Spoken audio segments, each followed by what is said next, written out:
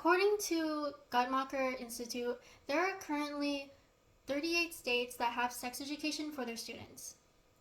Out of these states, only 17 of them require information to be medically accurate, and 29 of them emphasize abstinence. Now, I know what you might be thinking. It's just learning about sex. Why is that so important in the first place? Well, sex education is crucial towards teenagers because they engage in sexual activity. According to a survey from the CDC in 2017, about 40% of all high school students said that they've had sex. Sex education not only teaches teenagers the importance of using protection and birth control, it also teaches them about their reproductive health.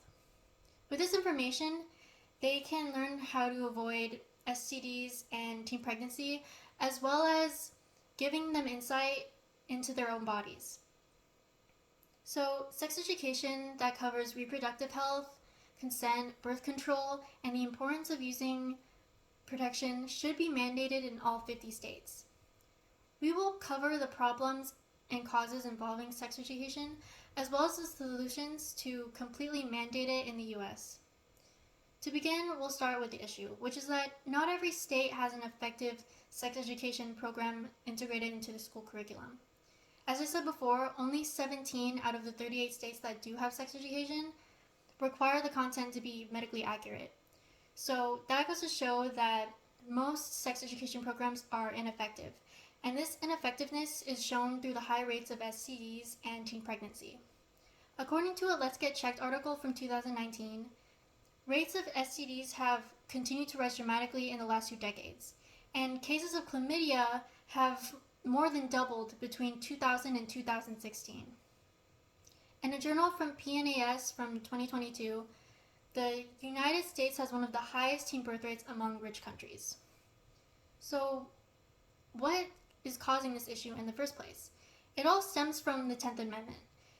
It states that the federal government's only powers are the ones listed in the Constitution. Since education isn't listed in the Constitution, it means that those powers involving education go to state governments. This is why they're able to choose whether or not to have a sex education program and which information to include or omit. Some things people might say against sex education is that it hinders religious beliefs. Sex education is all about the facts, not spreading religious beliefs. I actually grew up Catholic and attended a Catholic after-school program, and I remember when my teachers tried to tell us that God brings the sperm to the egg, which is not medically accurate. But because religion is an American citizen's right, schools can make parents give their child permission to attend sex education classes. Also, another thing people might say against sex education is that abstinence is already an effective method. That's not true. According to a Teen Health Mississippi article from 2020, a study done by Mathematica found that students who have abstinence-only education are just as likely to have sex as students who don't. And since they don't know how to have safe sex, that lack of knowledge leads to higher rates of teen births and STIs. So, how do we solve this issue?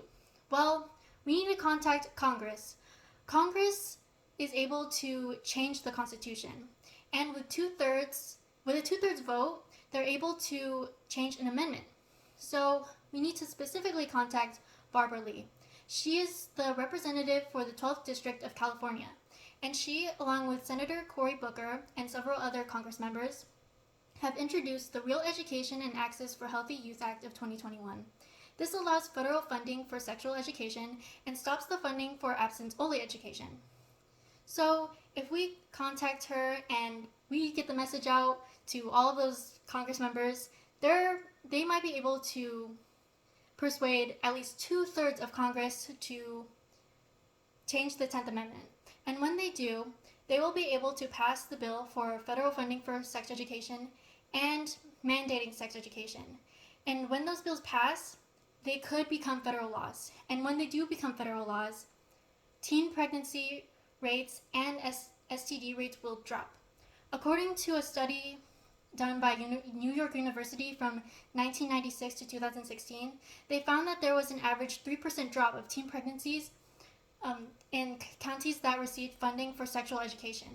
You can imagine what would happen if every county in the US has sexual education. Also, according to the same Let's Get Checked article from 2019, states like New Hampshire with high quality sex education report the lowest rate of sexually transmitted diseases. So, effective sex education really does work. Also, supporting organizations like SIECUS, Planned Parenthood, and Guttmacher Institute help promote sex education. To put it all together, sex education is really important. Because every state because not every state has effective sex education, it leads to high rates of STDs and teen pregnancies. If every state had federally funded and effective sex education, then teenagers would be able to have the knowledge to make informed decisions about their sexual health and relationships, as well as avoid teen pregnancy and STDs since they're informed about it. So we must persuade Congress to change the 10th Amendment and to mandate sex education. Teenagers shouldn't have to find out what sex is like on their own and make risky decisions because of misinformation.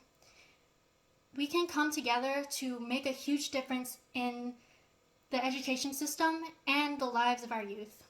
Thank you.